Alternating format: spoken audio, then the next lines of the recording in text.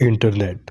दोस्तों, इंटरनेट आज के टाइम में एक ऐसी चीज़ बन चुका है जिसके बिना रहना नामुमकिन के बराबर है। इंटरनेट पर आपको बहुत सारी अच्छी और गलत चीज़ें सीखने को मिल जाएंगी, लेकिन ये बात आपके ऊपर डिपेंड करती है कि आप गलत रास्ता लेते हो या सही। हम जो है इंटरनेट यूज़ करते हैं, ये इंटरनेट का सिर्फ 5% हिस्सा है।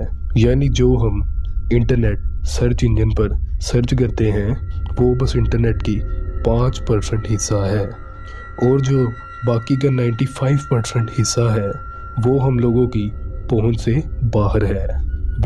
इंटरनेट को 3 हिस्सों में बांटा गया: सरफेस वेब, डीप वेब और डार्क वेब। दोस्तों, सरफेस वेब को हम सिंपली एक्सेस कर सकते हैं। जो इंटरनेट हम यूज़ करते हैं उसे सरफेस वेब के नाम से जाना जाता है। उसके बाद आता है डीप वेब। दोस्तों, डीप वेब को कोई भी सिंपली एक्सेस नहीं कर सकता। डीप वेब में गवर्नमेंट की पर्सनल इंफॉर्मेशन को सारी दुनिया से छुपा के रखा जाता है, और डीप वेब में ये सारी इंफॉर्मेशन को सिक्योर रखा जाता है। इसके बाद आता है सबसे मिस्टीरियस द डार्क वेब।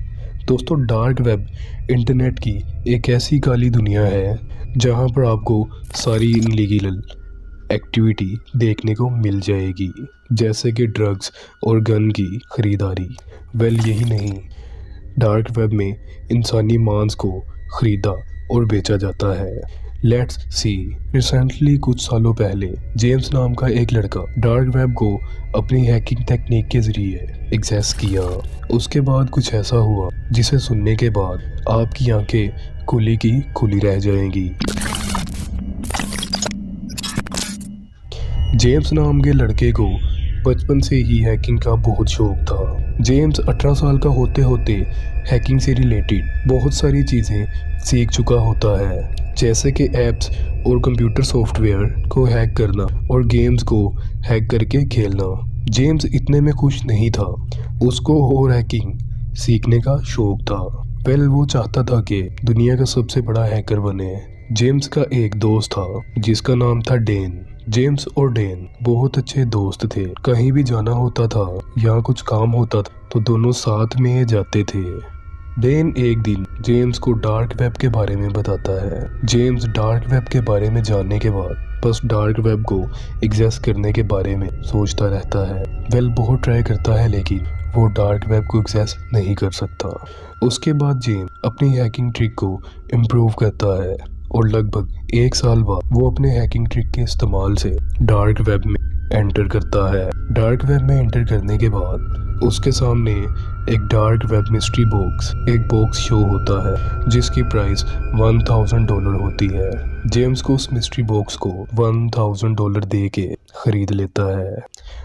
असली कहानी शुरू होती है अब, जब जेम्स के घर में डार्क वेब से परचेज किया हुआ मिस्ट्री बॉक्स डिलीवर होता है तो उस मिस्ट्री बॉक्स में बहुत सी अजीबोगरीब चीज़ें निकलती हैं, जैसे कि लड़कियों के बाल, खून से लथपथ हथौड़ा और बहुत सी अजीबोगरीब चीज़ें निकलती हैं उस बॉक्स में। ये सब देखने के बाद जेम्स बहुत गुस्सा हो जाता है और रात को अपने कंप्यूटर पर गेम खेलकर सो जाता है। ठीक रात के 2 बजे एक छोटी बच्चे की रोने की आवाज़ सुनाई देती है। जेम्स उठकर इधर उधर देखने लगता है और बोलता है जोर से, कौन इतनी रात को रो रहा है? जेम्स पूरी तरह से डर गया होता है।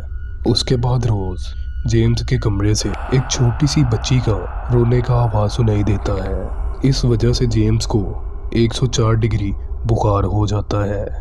कुछ दिन बाद जेम्स ये नोटिस करता है कि डार्क वेब से खरीदा हुआ मिस्ट्री बॉक्स से अजीबोगरीब किस्म की स्मेल आ रही होती है।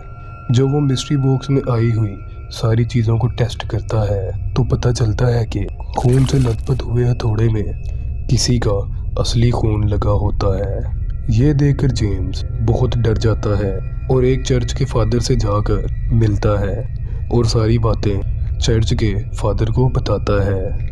जिसके बाद चर्च के फादर बताते हैं कि इस हथौड़े से छोटी बच्ची को मारा गया है, जिसकी आत्मा रोज तुम्हारे घर में रात के टाइम रोती है। यह सुनने के बाद जेम्स शॉक्ड हो जाता है।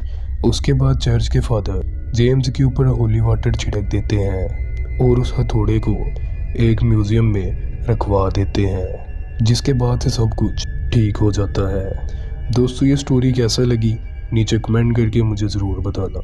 दोस्तों अगर वीडियो अच्छा लगा हो तो वीडियो को लाइक करें, शेयर करें और इस चैनल को सब्सक्राइब करना बिल्कुल मत